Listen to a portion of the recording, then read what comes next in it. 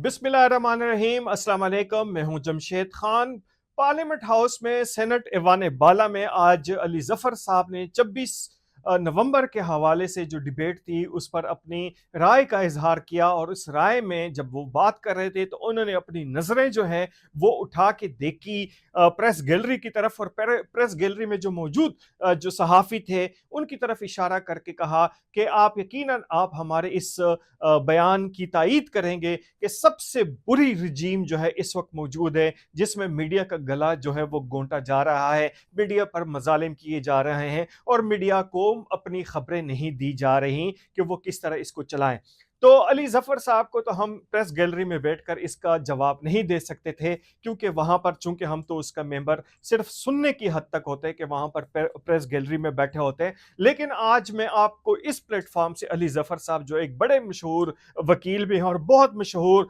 और काबिल कदर वकील के बेटे भी हैं, एस एम जफर साहब के, उनको हमने पढ़ा भी, उनको सुना भी, उनको देखा भी, उनके साथ बैठे भी रहे। उनके बेटे भी जो है धीमे मिजाज के हैं, लेकिन कभी कभार वो ऐसी बात कर जाते हैं कि शायद उनके नॉलेज में वो नई बात जो होनी चाहिए। पाकिस्तान तहरीके इंसाफ में वो जरा देर से शामिल हुए, तो हम उनको बताते चलें कि यहाँ पर मीडिया में क्या सूरत हाल रही 2011-12 से लेकर 2023 तक, क्या कुछ होता रहा। 2011-12 में जब मिशन इमरान खान पे काम शुरू हुआ तो उसके साथ साथ उन लोगों पे भी काम शुरू हुआ जो उनके बीट रिपोर्टर थे। और बीट रिपोर्टर से मुराद मेरी ये है कि तमाम निजी चैनल्स के बीट रिपोर्टर्स की ना सिर्फ फहरिस्तें बनाई गई, बल्कि उसके साथ साथ जो भी रिपोर्टर किसी भी मामले पर इख्तिलाफ राय रखता था इमरान खान से, तो उसके फौरन बाद जो है नईमुल हक साहब, जो chief of staff to chairman कहलाए जाते थे, वो ना सिर्फ ब्यूरो चीफों को शिकायत करते थे, डायरेक्टर न्यूज के पास जाते थे,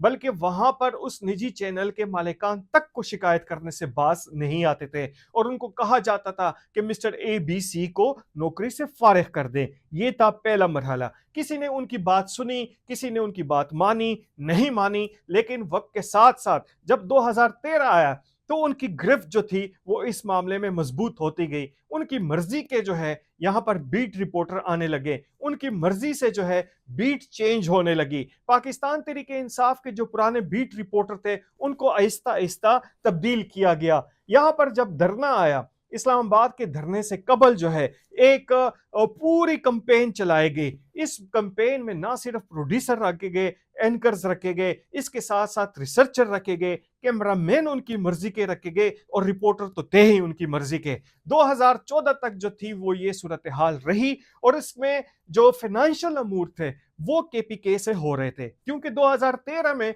परवेज खटक साहब जो थे यहाँ पर वजीर आला खैबर पख्तूनख्वा बन चुके थे, पाकिस्तान तहरीके इंसाफ की हुकूमत आ गई थी, और उसके बाद उन्होंने इमेज बिल्डिंग के नाम पर एक बहुत बड़ी रकम जो थी वो मुख्तस की थी, जिसके तमाम डॉक्यूमेंट्स भी मौजूद हैं। और वो रकम जो थी यहाँ पर मनपसंद यहाँ पर मीडिया चैनल्स के नुमाइंदों को, एंकर्स को, प्रोड्यूसर को और काफी बड़े बड़े नामों को वो दिए जाते थे, और जो भी उनसे इख्तिलाफ राय रखता था उनकी जिंदगी वो अजीरन बना देते थे, उनको नौकरियों से फारिग किया गया। वो एंकर भी थे उसमें, प्रोड्यूसर भी थे उसमें, रिसर्चर भी थे, रिपोर्टर भी थे, यहां तक कि डेस्क के अफराद भी उनकी मर्जी के आने लगे। और हालात यहां तक पहुंच गए कि यहां पर इस्लामाबाद में एक एडवर्टीजमेंट एजेंसी खोली गई जो इनके सेनेटर साहब ही चलाते थे, और उसके थ्रू इमेज बिल्डिंग के वो पैसे तकसीम किए जाते थे। 2018 में जब इनकी हुकूमत आई तो 2018 में हुकूमत के बाद उनके और भी मामला जो है वो इंतहाई जो है दर्जे तक पहुंच गए, और इस हवाले से यहाँ पर पाक चाइना सेंटर में सोशल मीडिया के हवाले से पूरी एक ब्रिगेड जो थी वो तैयार की गई, जिसमें 6 लाख रुपए से लेकर 1.25 लाख रुपए तक जो है वो तनख्वाह दी जाती थी। 250 से लेकर 300 तक अफराद जो थे इसमें वो शामिल थे, जो पाक चाइना सेंटर में बाकायदा डिजिटल मीडिया को चलाते थे सरकारी खर्च पे। और इसके साथ पाकिस्तान टेलीविजन, पीपीपी और यहाँ पर जो इंफॉर्मेशन मिनिस्ट्री है उनकी गाड़ियां जो यहाँ पर जो प्रोजेक्ट चलाने वाले थे उनको दी गई। और अभी भी ये डॉक्यूमेंट्स में मौजूद है कि 4-4, 5-5 गाड़ियों तक जो थी वो उनके डिस्पोजेबल पर थी कि वो उसको चला सकते थे, और उसका पेट्रोल का जो खर्चा था वो दिया जा रहा था। दूसरी जानिब जो आमिल सहाफी थे ان کو پہلے کوشش کی گئی کہ نوکریوں سے نکلوایا جائے، اگر وہ نوکری سے نہیں نکالے گئے تو اس کے بعد ان کی بیٹیں چینج کروائی گئیں، جب بیٹیں بھی چینج سے بات نہیں بنی تو اس کے بعد ان کی تنخواہیں رکوائی گئی، ان کو ذلیل کروایا گیا اور اس کے بعد ان کو دمکایا گیا۔ اس میں نصرت جاوید جیسے بڑے نام، طلعت حسین جیسے بڑے نام بھی شامل ہیں جن پر روزگار کے دروازے بند کر دیے گئے۔ یہ ہے پاکستان تحریک انصاف کا وہ سیاہ دور کہ جس کی آپ مثال نہیں دے سکتے۔ ہم آپ کو یہ بھی بتائیں کہ کس طریقے سے انگلینڈ میں اور امریکہ میں مخصوص جو یہاں پر ان کے صحافی تھے ان کو یہاں پر 11 لاکھ سے لے کر 16 لاکھ روپے تک کی پیمنٹیں کی گئی۔ ایک طرف سے کہا گیا کہ وہ سادگی اختیار کرتے ہوئے جناب وزیر اعظم عمران خان صاحب جو ہے وہ دورہ کرنے امریکہ جا رہے ہیں، لیکن دوسری جانب کس طریقے سے ان کو پیمنٹیں کی گئی، کس طریقے سے اسلام آباد میں مختلف ایڈورٹیزمنٹ ایجنسیوں کی طرف سے یہاں پر ان کو پیمنٹس کی گئی، اور یہ پیسے جو تھے انفارمیشن منسٹری کے طور پر سے یہاں پر ان کو پیمنٹ کی جاتی تھی۔ ایک جو ہے ایک طویل فہرست ہے اس حوالے سے، اور ساتھ ساتھ میں انہوں نے 2013 سے جو ایک کمپین شروع کی کہ جو ان کی بات نہ مانے، جو پاکستان تحریک انصاف کے ساتھ اختلاف رکھے، اس پہ آپ فوری طور پر لفافہ صحافی کا سٹیمپ لگا دیں، چاہے وہ رپورٹر ہو، چاہے وہ میڈیا مالکان ہو، چاہے اینکر ہو، چاہے پروڈیوسر ہو، آپ اس پہ سٹیمپ لگا دیں،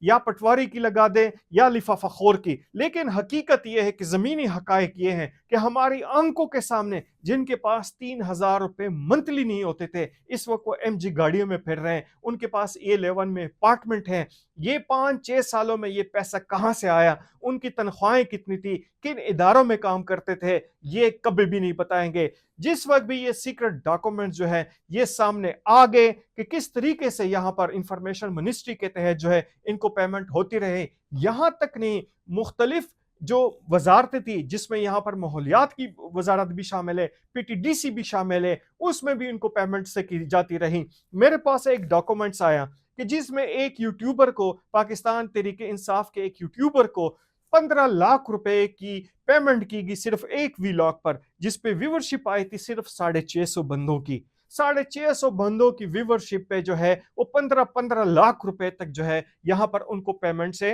ہوتی رہیں۔ اسی طریقے سے جو ہے مختلف یوٹیوبرز کے علاوہ جو ان کے صحافی تھے ان کو نوازا گیا، اور اتنا نوازا گیا کہ کوئی اس وقت انگلینڈ میں بیٹھا ہوا ہے، کوئی یہاں پر اس وقت امریکہ میں بیٹھا ہوا ہے۔ سوال یہ ہے کہ جو اسلام آباد جیسے بڑے شہر میں اپنا خرچہ افورڈ نہیں کر سکتے تھے، ان کے پاس ایسی کیا گدڑ سنگی آ گئی، ان کے پاس کیا قارون کا خزانہ ملا، ان کو کیا الادین کا چراغ ملا کہ 5-6 سالوں میں وہ نہ صرف ارب پتی ہو گئے۔ یہاں پر ایک صاحب جو بڑے وہ بنتے ہیں، انہوں نے بھی 4 ارب روپے کا ایک دوسرے صحافی کے ساتھ بیٹھ کے یہاں پر ایک پلازا خریدا، 4 ارب روپے کا G8 میں پلازا خریدا۔ پوچھنے والا کون تھا؟ ان صاحب کی تنخواہ بھی سب کو معلوم ہے، ان کے پہلے بھی معاملات سب کو معلوم ہے، لیکن بات یہ ہے کہ اب پاکستان تحریک انصاف رو رہی ہے، پٹ رہی ہے کہ ان کے ہاتھ سے وہ مخصوص میڈیا جن کو انہوں نے پالا پوسا تھا وہ نکل گیا، وہ چلا گیا ہے۔ اب ان کے پاس رونے پٹنے کی کوئی وہ نہیں ہے۔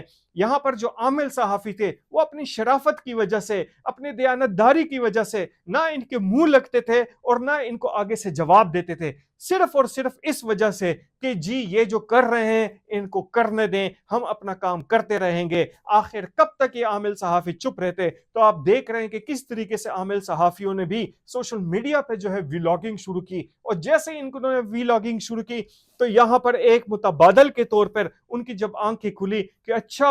ایسا بھی ہے، ہم اسلام آباد میں رہتے ہیں، ہم یہاں پہ پارلیمنٹ کو کور کرتے ہیں، وزیر اعظم صدر کو کور کرتے ہیں، پارٹی ہیڈز کو کور کرتے ہیں، ہم سے زیادہ کون جانتا ہے، ہم سے زیادہ قریب کون ہوتا ہے؟ یہی عامل صحافی ہیں جو یہاں پر سارا کچھ دیکھتے ہیں۔ ایک خیبر پختونخوا کے پہاڑوں میں بیٹھا ہوا بندہ یا جنوبی پنجاب میں بندہ بیٹھا ہوا، کھیتوں کے کنارے بندہ جو بیٹھا ہوتا ہے، اس کی نالج کا اور یہاں پر اسلام آباد میں جو بیٹھا ہوا صحافی ہے، آپ اس کی کمپیریزن نہیں کر سکتے۔ تو حقیقت یہ ہے علی ظفر صاحب کہ جو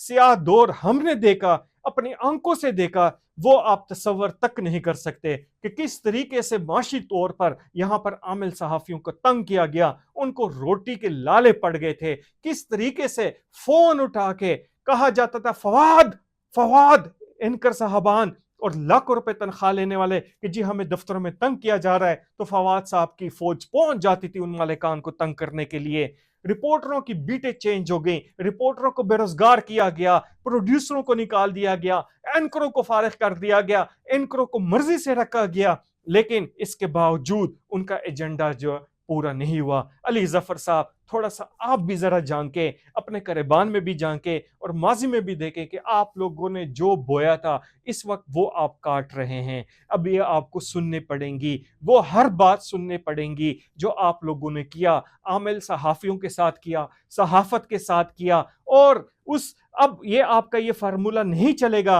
लिफाफा सहाफी लिफाफा सहाफी, जितने भी लिफाफे सहाफी, आपके लिफाफे सहाफी है, सबकी फहरिस्तें हमारे पास मौजूद हैं। किसने कितना कितना लिया, इस शहर में आते हुए उनके पास क्या था, उनकी तालीमी काबिलियत क्या थी, उनका एक्सपीरियंस क्या था, सब हमें मालूम है, एक एक बंदे का मालूम है। तो इसलिए आप आमिल सहाफियों को ना ही छेड़ें तो आपके लिए बेहतर होगा। इजाजत दीजिए, अल्लाह हाफिज।